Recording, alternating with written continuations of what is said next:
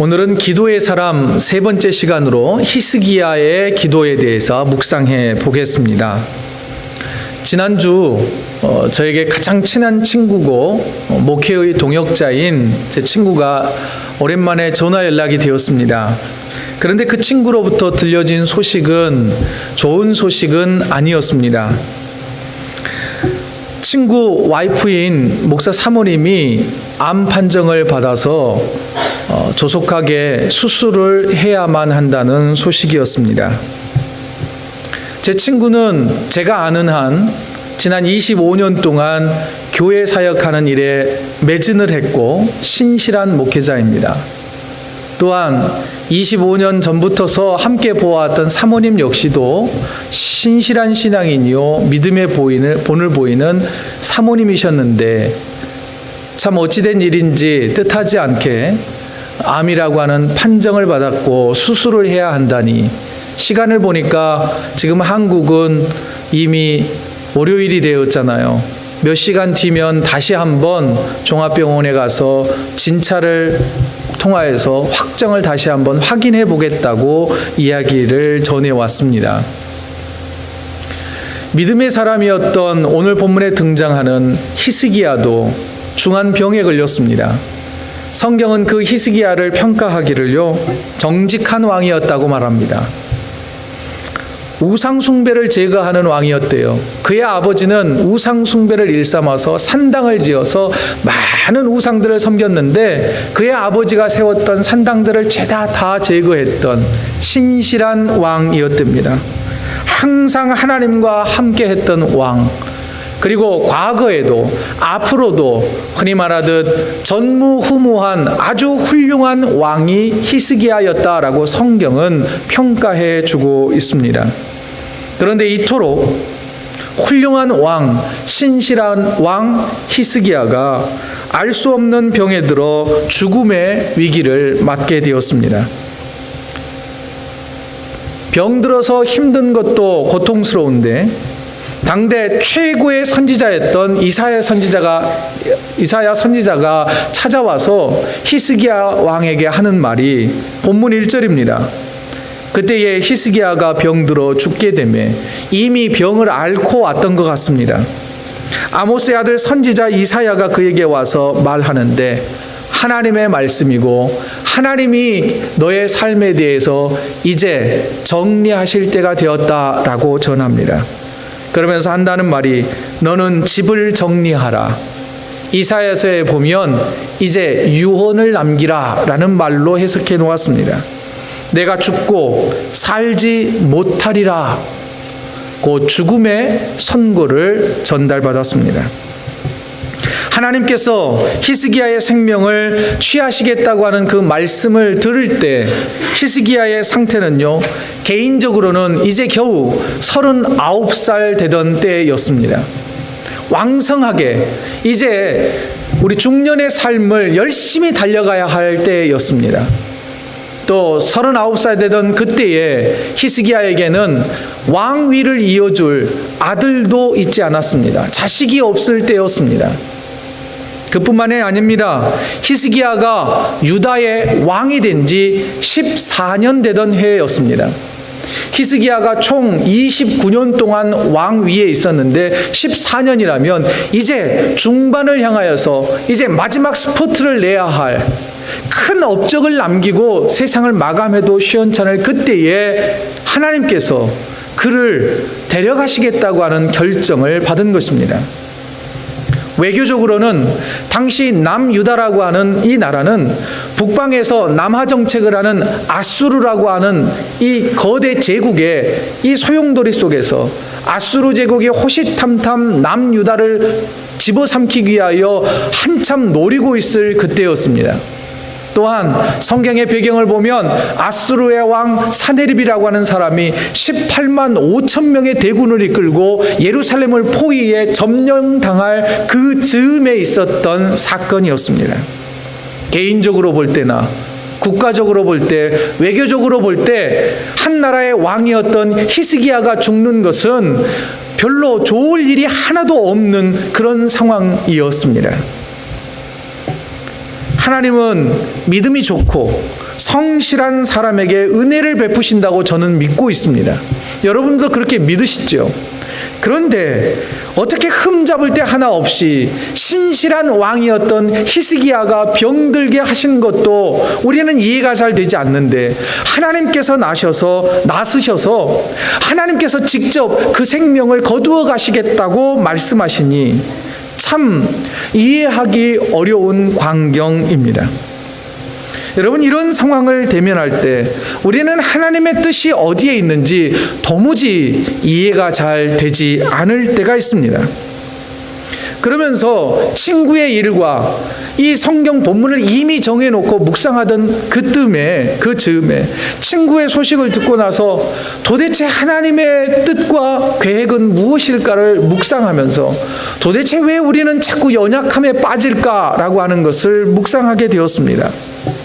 여러 생각 중에 깨닫는 것은 뭐였느냐면, 맞다, 우리는 모두 다 연약하다라고 하는 결론을 내렸습니다.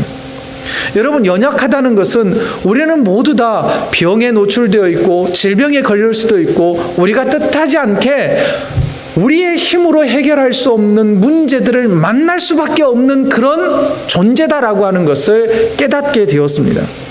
그러면서 조금 더 이 범위를 축소시켜서 우리가 당하는 육체적 연약함에 대해서 한번 생각을 해보았습니다. 육체적 연약함이 왜 우리에게 다가올까요? 때로는 유전적인 원인 때문에 육체적 연약함이 찾아오기도 합니다. 제 친구는 그러더라고요. 아버님이 시원하게 머리가 없으시대요. 자기는 좀 숲이 있었으면 좋겠는데 친구는 아버지의 영향을 받아서 원치 않게 자기도 약을 바르고 있다, 이런 말을 해요. 자기의 의도와는 상관없이 아버지에게 물려진 그 유전적인 형질 때문에 우리가 조금 불편해질 수도 있고 또는 질병에 노출되기도 하더라는 것이죠. 또 스트레스로 인하여서 예기치 않는 사고로 인하여서 우리는 연약함 가운데 처해질 때가 있습니다. 그뿐만 아니라 여러분들, 노화가 진행되면 어떻게 됩니까? 노화가 진행되면 우리가 아무리 건강을 잘 관리해도 어쩔 수 없고 피할 수 없는 연약함 가운데 놓이게 되더라는 것입니다. 또한 노화로 인한 질병은 아무리 약을 써도 치료가 잘 되지 않고 병을 앓고 있는 그 본인 자체도 힘들지만 아픔 가운데 있는 부모님이나 또는 할아버지 할머니들을 대할 때 그 안타까움은 이루 말할 수가 없는 경우가 너무나 많습니다. 이런 유체적인 연약함뿐만 아니라 우리 주변을 보면은요, 관계적인 문제로 인하여서 괴로워하는 분들도 있고요. 또한 정서적인 문제로, 또한 영적인 문제로 연약함 가운데서 괴로워하고 하나님께 구원의 은혜를 베풀어 주시라고 간구하는 분들이 너무 많더라는 거예요. 그러면서 생각한 결론은 뭐냐? 이처럼 우리는 연약한 존재라고 하는 것을 우리가 인정하자는 것입니다.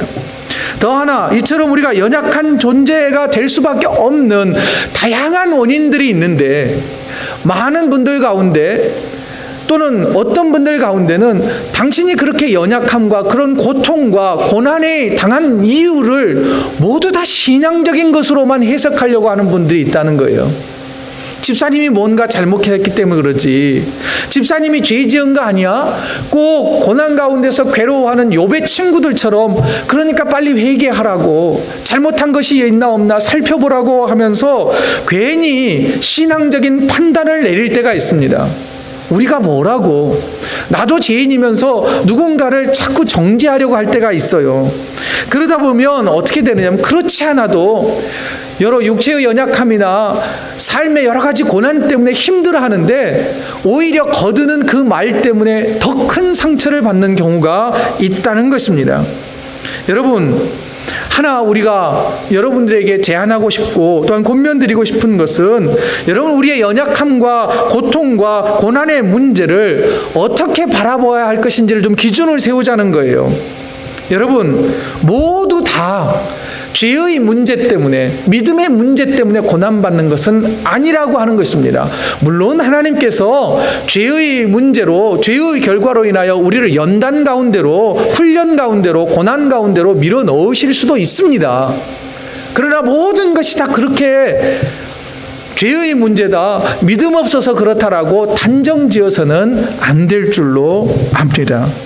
육체의 연약함과 다양한 고통 가운데 있는 성도들을 대할 때 우리가 취해야 할 태도는요, 누군가를 정죄하는 태도가 아니라 예수님이 어떻게 병든 자들을, 고난당하는 자들을 위로하시고 고치시고 싸매어 주시고 회복시켜 주셨는지를 그것을 좀 배워서 실천해 보았으면 좋겠습니다. 성경, 신약성경 그 어디를 보십시오. 어디를 다 펼쳐도 연약한 자들이 예수님 앞에 나왔을 때 네가 죄지었기 때문이야, 회개해, 이렇게 말씀하지 않으셨습니다. 그들을 감싸주시고 위로하시면서 연약함을 다시 회복시켜 주시면서 그 이후에 따뜻하게 치료하시고 회복시키시고 위로하신 그 다음에, 회복된 다음에 다시는 죄짓지 마라, 다시는 그런 연약함 가운데 빠지지 말라고 삶으로, 일상으로 다시 회복의 자리로 되돌려 보내셨던 예수님의 모습을 우리가 본받기를 원합니다. 자, 우리가 이처럼 연약함과 고통의 문제를 어떻게 바라볼 것인가에 대해서 생각을 했다면, 그 다음으로 우리가 그런 상황에 놓여져 있을 때, 육체의 문제나 아니면 정서적인 문제나 영적인 문제나 우리의 힘과 능력으로 해결할 수 없는 고난의 문제를 만났을 때 우리가 이제 구체적으로 무엇을 할 거냐라고 하는 것으로 한 걸음 더 나아가기를 원합니다. 자, 오늘 본문 2절을 보시죠. 오늘 본문 2절은 이렇게 기록되어 있습니다. 우리 다 같이 한번 읽어볼까요? 시작.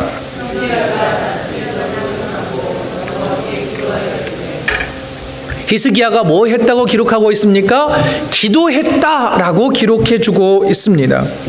여러분, 육체의 연약함을 회복시켜 주시라고, 우리의 삶의 문제를 해결해 주시라고, 그 고난 가운데 우리가 취할 수 있는 최선의 방법은 하나님께 기도하는 것입니다. 히스기야는 전능하신 하나님께 기도하기 시작했습니다. 그런데 히스기야가 어떤 태도로 기도하고 있는지 다시 한번 보시기 바랍니다. 벽을 향하여 섰다고 성경은 기록하고 있습니다. 왜 굳이 벽을 향하여 섰다고 기록했을까요? 저는 이렇게 해석되었습니다. 내 힘과 능력으로 해결할 수 없는 큰 벽을 만난 거예요. 큰 벽을 넘을 수 없는 그 벽을 만났을 때 히스기야가 선택한 방법은 하나님을 찾는 겁니다. 하나님께 무릎 꿇는 겁니다. 그리고 또한 히스기야가 어떤 태도로 기도했는지 3절 말씀은 이렇게 기록하고 있습니다. 붉은 글씨를 보시죠. 히스기야가 심히 통곡하더라. 막다른 골목에서 히스기야가 기도할 때 그는 점잖게 기도하지 않았습니다. 이 죽음의 문제를 두고 통곡하며 간절히 하나님 앞에 기도했다고 하는 것입니다. 이것은 무엇일까요? 이제 희망은 하나님밖에 없습니다. 왜 하나님밖에 없어요? 하나님이 그를 데려가시겠다고 계획을 세우셨으니 그 계획을 바꾸실 분은 하나님밖에 없는 거예요. 그러니 하나님, 제발 그 계획을 바꿔주실 수는 없는가요? 라고 하면서 통곡하며 부르짖어 기도하기 시작했습니다. 사랑하는 성도 여러분, 혹시 인생의 벽을 만나셨습니까? 내 힘과 능력으로 넘을 수 없는 문제를 만나셨습니까? 그렇다면 그 어떤 상황을 만났다 할지라도 믿음의 사람이 보여야 할 태도는 히스기야처럼 기도하셔야 합니다. 하나님 앞에 통곡하며 기도하셔야 합니다. 그때 하나님께서 우리의 기도를 들으실 것입니다. 또한 하나님께 부르짖는 히스기야의 기도에 하나님께서 어떻게 응답해 주셨는지를 한번 보시죠. 본문 4절입니다. 4절은 이렇게 되어 있습니다. 이사야가 성읍 가운데까지도 이르기 전에 이 여호와의 말씀이 그에게 임하여 이르시되, 왕이 있는 궁전을 떠나서 이제 이사야는 자기가 있는 곳으로 되돌아갑니다. 그런데 예루살렘 성 문 밖에 가기도 전에 중간까지 이르렀을 때 하나님의 응답이, 기도 응답이 그 즉시로 나타난 것입니다. 어떤 응답이 나타나느냐면 본문 5절입니다. 본문 5절은 우리 다 같이 한번 읽지요. 시작. 너는 돌아가서 내 백성의 주관자 히스기야에게 이르기를, 왕의 조상 다윗의 하나님 여호와의 말씀이 내가 내 기도를 들었고 내 눈물을 보았노라. 내가 너를 낫게 하리니 내가 3일 만에 여호와의 성전에 올라가겠고. 이사야 선지자에게 하나님께서는 히스기야 왕을 고쳐주시겠다고, 죽지 않게 해주시겠다고 기도 응답을 이사야에게 먼저 주셨습니다. 그리고 왕에게 가서 이렇게 전하라고 하면서 주신 말씀이 뭐냐면, 보십시오, 내가 너의 기도를 들었다라고 말해라, 너의 눈물을 보았다라고 말해라는 겁니다. 여러분, 하나님이 우리의 기도를 들으신다면, 내가 억울하고 분하고 고통 가운데서 흘리고 있는 그 눈물을 보고 계신다면, 문제가 해결되었느냐 안 되었느냐 그 문제보다도 그 이전에 위로가 되지 않을까요? 하나님이 나의 눈물과 내 기도 소리를 들으신다는 것만으로도 희망적이지 않냐는 말이에요. 그리고 이어서 주님이 말씀하세요. 너를 낫게 해주실 거라고. 하나님께서 계획을 변경하시겠다라고 가서 전하라라고 말씀합니다. 여러분, 이 말씀은요, 저는 이렇게 들립니다. 이사야 선지자야, 너는 히스기야에게 가서 이렇게 말해라. 내가 다 알고 있어. 내가 다 알아. 그래, 알았다. 그 다음은 어떻게 진행될지 몰라요. 그런데 하나님이 이제 알았다라고 말씀해 주신다는 거예요. 여러분, 그리고 6절을 보시죠. 이제 6절을 보시면 이렇게 되어 있습니다. 내가 내 날에 15년을 더할 것이며, 하나님께서는 생명을 살려주시는 것뿐만 아니라 덤으로 사는 인생 16년을 더 연장시켜 주셨다는 거예요. 여러분, 히스기야의 기도를 들으신 하나님께서 계획을 수정하셨다고 하는 게 얼마나 큰 은혜입니까? 그렇다면 히스기야의 기도를 들으시고 하나님이 마음을 바꾸셨다면 우리가 드리는 기도에도 그런 응답을 주시지 않을까요? 하나님께서는 우리에게 이렇게 계획하셨는데, 하나님, 그것은 나에게 너무나 힘듭니다. 내가 도저히 이것을 감당할 수 없을 것 같습니다. 하나님하고 통곡하며 기도할 때에, 그래, 알았다. 그래, 알았다. 내가 너의 기도를 듣고 너의 눈물을 보았다. 그러니 내가 계획을 수정해 주마 라고 그런 응답이 있게 될 줄로 믿으시기 바랍니다. 여러분, 히스기야가요, 죽음의 문턱에서 살려달라고 애원하며 통곡하며 기도할 때에 응답하셨던 그 은혜가 저와 여러분의 삶 가운데도 나타나는 그런 축복이 있기를 원합니다. 2003년입니다. 제 청년들과 함께 필리핀으로 단기 선교를 갔습니다.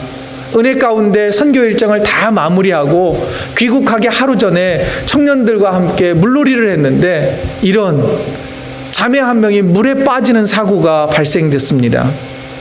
현지인이 카누를 타고 물에 빠진 자매를 끌고 왔는데, 심폐소생술을 하고 인공호흡을 하는데 누르면 누를수록 물만 나오고 인공호흡을 하면 입에서 거품만 나왔습니다.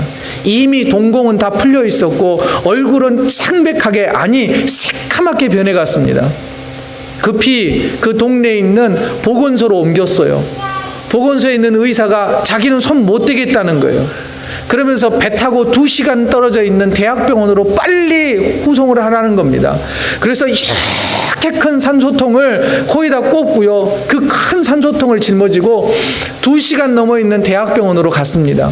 저는 선교팀을 데리고 있었고, 담임 목사님께서, 제가 부목사 시절인 담임 목사님께서 이 죽어가는 이 자매를 데리고 갔어요. 들려지는 소식은 대학병원에서도 가망이 없다는 거예요. 이미 폐에 바닷물이 너무 많이 찼고 바닷물에 있는 세균들의 감염이 된 것 같다는 판단이 전해져 왔습니다. 모든 일정을 취소하고 밥도 먹지 않고 금식하면서 그 다음날 귀국을 해야 되는데, 하나님 살려주시라고, 귀국이 문제가 아니라 이 자매 살려주시라고 전체 청년들이 울부짖으며 밤을 새워가면서 기도했습니다. 그때 하나님께서 저희의 통곡하는 기도 소리와 눈물 흘리는 그 눈물의 기도를 응답해 주셨어요. 보건소 의사와 대학병원들이 못 산다고, 죽는다고 했는데 하나님께서 기적과 같이 살려주셨고요. 그리고 그 다음날 비행기 타고 한국에 돌아와서 며칠 동안 병원에서 치료한 다음에 주일날 하나님께서 살려주셨노라고 함께 눈물을 흘리며 예배드렸던 기도의 추억이 있습니다. 여러분, 이처럼요, 하나님께서는 눈물을 흘리며 기도하는 자의 기도를 그 즉시로 응답해 주실 때가 있더라는 것입니다. 그런데요, 하나님께서는 항상 이런 기적과 같은 은혜를 항상 베풀어 주시지는 않습니다. 우리가 그렇게 기도해도 하나님의 응답이, 그 어떤 응답이 들려오지 않을 때도 있더라는 거예요. 여러분, 만일 우리가 이렇게 통곡하며 기도했는데도 하나님이 아무 응답을 안 해주실 때 우리는 어떻게 반응을 해야 할까요? 여러분, 오늘 주보에 실린 이 기도문 기도를 한번 보십시오. 기도문 기도는요, 세월호 희생자인 단원고 2학년 5반 이정현 군의 어머니인 최순화 집사님이 주일날, 작년 4월 11일 날 주일날 예배 때 대표 기도했던 기도문입니다. 이 기도문은 이렇게 시작을 합니다. 창조주이시며 전능자라고 불리우는 당신께 기도드리는 거 쉽지 않습니다. 3년 전 우리 아이들의 살려달라는 마지막 기도를 외면했으니까요. 당신께 등 돌리고 살고 싶었습니다. 여러분, 이게 우리가 간혹 기도 응답이 없으신 하나님에 대한 우리의 진실된 반응이 아닐까 싶습니다. 그런데 이어지는 창현이 엄마 최순화 집사님의 기도는 다음과 같이 이어집니다. 그런데 어디를 가든 당신이 계시더군요. 고통의 짐을 짊어지고 하루하루를 버텨가면서 하나님께서 여러 주변의 사람들을 통하여 위로해 주시고 격려해 주시는 그 광경 속에서, 그 삶 속에서, 고통의 삶의 현장 속에서 하나님을 경험하게 되었다라고 그는 기도합니다. 그리고 기도문을 쭉 읽어가 보시면 조심스럽게 말미에서 이렇게 말합니다. 사랑하는 외아들 독생자 예수 그리스도를 십자가에 달려 죽게 하셨던 하나님 아버지의 그 아픈 마음을 저는 이제 이해할 것 같습니다. 그렇게 기도를 합니다. 여러분, 이 기도문은요, 매우 정직한 기도문이라고 봅니다. 또한 이 기도문을 읽으면서요, 너무 감사하고 은혜 받는 건 뭐냐면, 이 최순화 집사님께서 그 엄청난 고통 가운데서도 기도를 계속 이어가고 계신다라고 하는, 계속 기도를 하고 있다는 것이 참 감동이 되었습니다. 하나님의 뜻이 어디에 있는지 도무지도 알 수 없는 상황이었지만 그래도 쉬지 않고 기도했더니 하나님의 동행하심을 느낄 수 있었고 하나님의 아픔을 조심스럽게나마 이해할 수 있게 되었다라고 기도하고 있지 않습니까? 여러분, 스위스나 로키 산맥을 기차로 여행할 수 있다 그러죠. 그러면 특히 이 로키 산맥 쪽에 가면 터널을 통과하는 그런 절경이 있다고 그럽니다. 저도 좀 가보고 싶은데요. 여러분, 기차가 산 저 높은 이제 이 꼭대기를 지나서 다른 산맥을 넘어갈 때 터널로 쑥 들어가죠. 그 캄캄합니다. 그 멋지다는 광경도 보이지 않습니다. 한참을 기차가 쉬지 않고 달려서 나온 환한 광경은 아까 전에 들어갔던 그 터널 입구에 바로 위로 올라 나오는 거예요. 그리고 다시 터널로 들어갑니다. 또다시 캄캄한 터널을 되돌아 나와 보니 좀 전에 또 지나왔던 그 터널 입구의 바로 위 지점인 거예요. 또 돌고 항상 그 제자리를 맴돌고 있는 것처럼 느낄 때가 있다는 거예요. 우리의 기도도 그렇지 않습니까? 기도를 해도 응답이 없고 내 삶에 변화가 없어. 도대체 이 기도를 언제까지 해야만 되는 건가? 라고 생각될 때가 있다는 거죠. 그러나 여러분, 그 기차 여행의 묘미는 시간이 흐르면 흐를수록, 높은 경지에 올라가면 올라갈수록 저 밑에서는 볼 수 없었던 그 절경과 비경이 눈에 들어오기 시작하는 것입니다. 바로 기도란 이런 것이죠.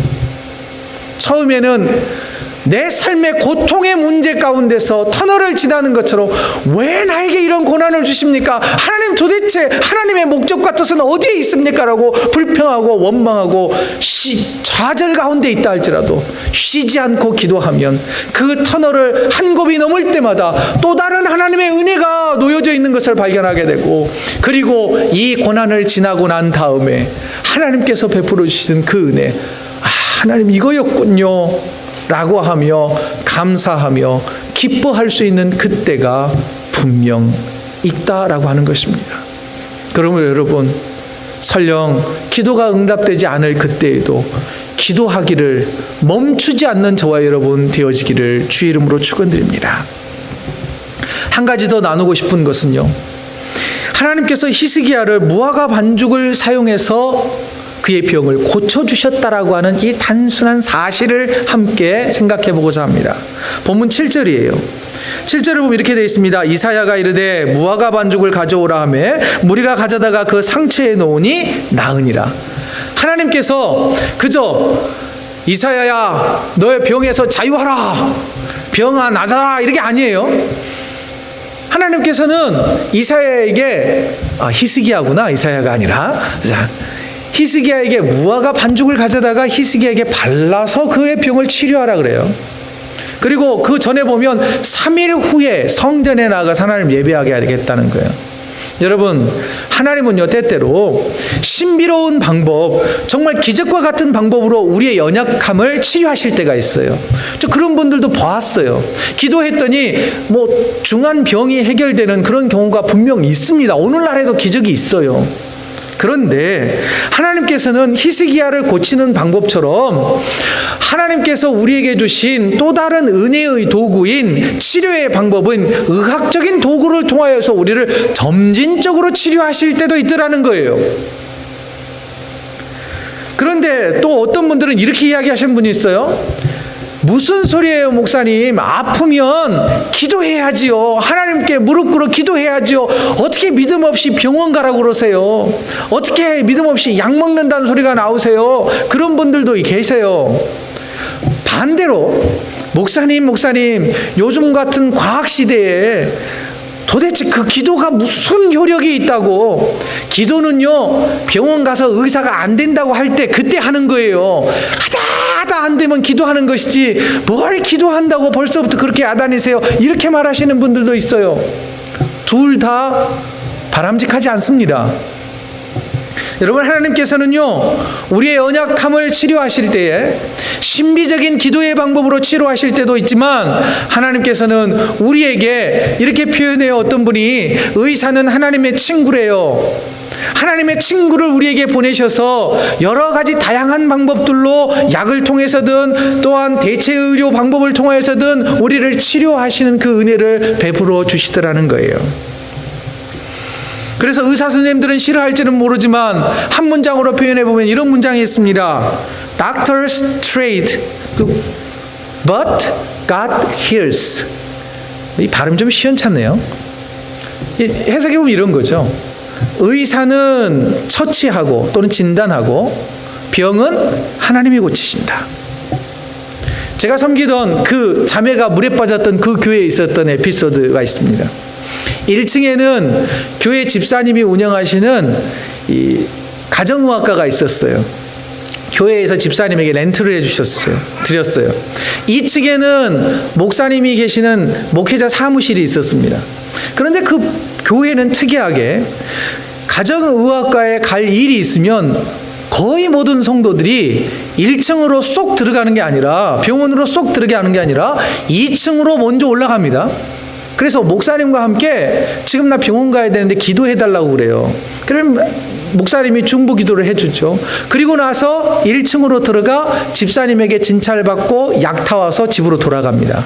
그런데 어느 날 1층에 계셨던 그 의사 집사님이 하시는 말씀이, 교인들이 오면 물어본다는 거예요.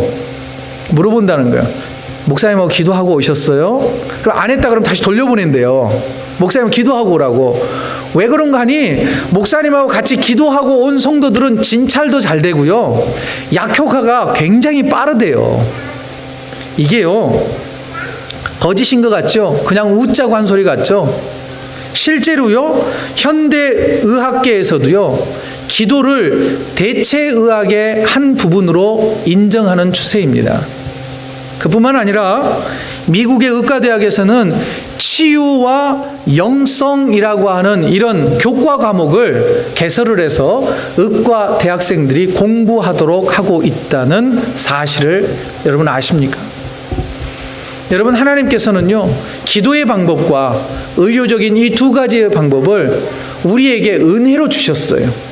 그래서 그 은혜의 도구를 가지고 건강하고 행복하게 살아가기를 주님은 원하신다는 것을 기억하시기 바랍니다. 끝으로 한 가지 더 생각할 수 있는 건 뭐냐면요, 회복된 건강, 하나님이 우리에게 연약함을 치유해 주시고 막혔던 벽의 문제를 해결해 주신 그 다음의 삶이 더 중요하다는 거예요. 본문 6절을 한번 보실래요? 6절은 이렇게 기록됩니다. 다 같이 읽습니다. 시작.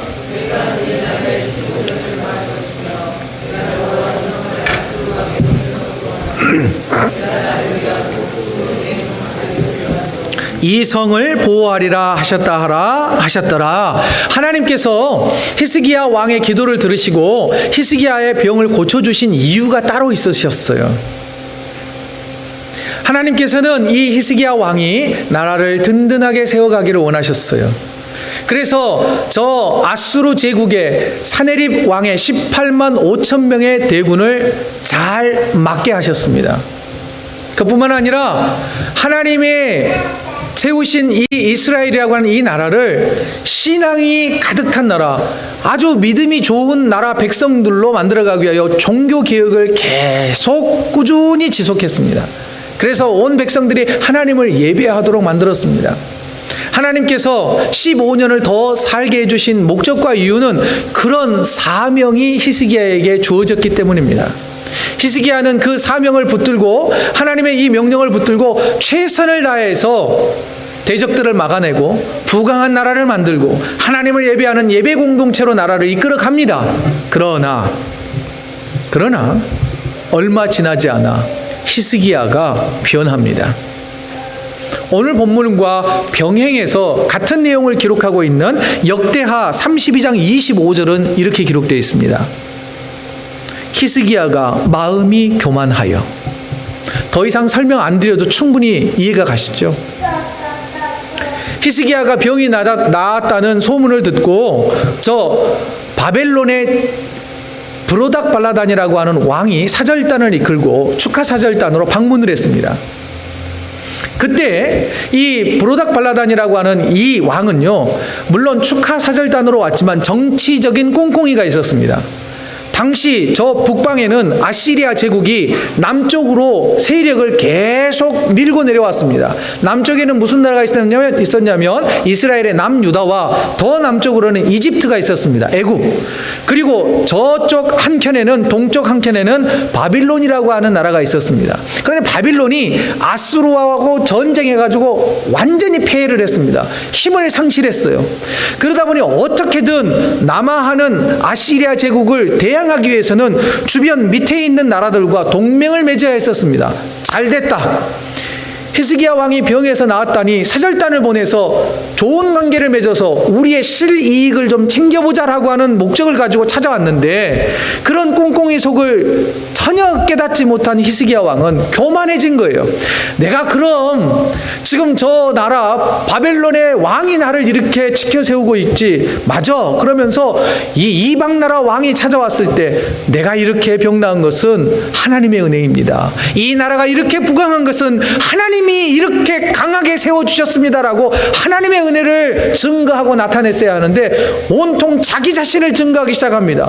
그리고 그가 하는 행동을 보면 왕궁의 고간을 열어서 봐봐, 내 재산이 이렇게 많아, 이 나라가 이렇게 부강해 하면서 자신을 드러내기 시작해요. 곧 교만해지기 시작합니다. 하나님의 은혜와는 점점 멀어지는 히스기야 왕이 되고 맙니다. 결국 어떻게 된지 아세요? 하나님께서는 그를 버리셨습니다.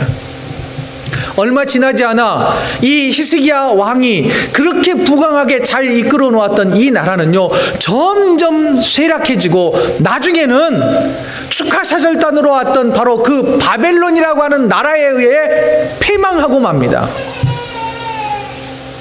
여러분, 우리가요, 하나님이 베풀어 주신 은혜를 끝까지 잘 유지하지 못하면 그거 얼마 가지 않게 됩니다. 말씀을 정리해 보죠. 여러분의 삶 가운데 혹시 큰 벽을 만나셨습니까? 여러분의 힘과 능력으로 해결할 수 없는 문제가 여러분의 앞을 가로막으셨습니까? 그렇다면 그때에 히스기야처럼 기도하십시오. 하나님께서 저와 여러분들의 기도 소리와 눈물을 보시고 여러 다양한 방법으로 피할 길을 열어 주실 것입니다. 또한 몸과 마음이 연약해져 고통 가운데 계신다면 또한 기도하십시오. 하나님께서는 단번에 우리의 질병을 치료하시기도 하시지만 하나님께서는 좋은 약을 선택하게 하실지도 모릅니다. 또한 좋은 훌륭하고 실력 있는 의사를 만나게 하셔서 여러분의 질병을 고쳐 주실 것입니다. 또한 여러분, 하나님께서 베풀어 주신 그 은혜를 끝까지 잘 유지하십시오. 끝까지 유지할 수 있는 방법은 무엇인지 아십니까? 기도하는 겁니다. 하나님 앞에 감사하며 매달리며 기도하는 것입니다. 그때 우리의 인생은 계속 축복으로 이어질 수 있습니다. 하나님의 은혜를 경험했다면 그 은혜를 끝까지 잘 간직할 수 있는 저와 여러분이 다 되어지시기를 주의 이름으로 축원드립니다.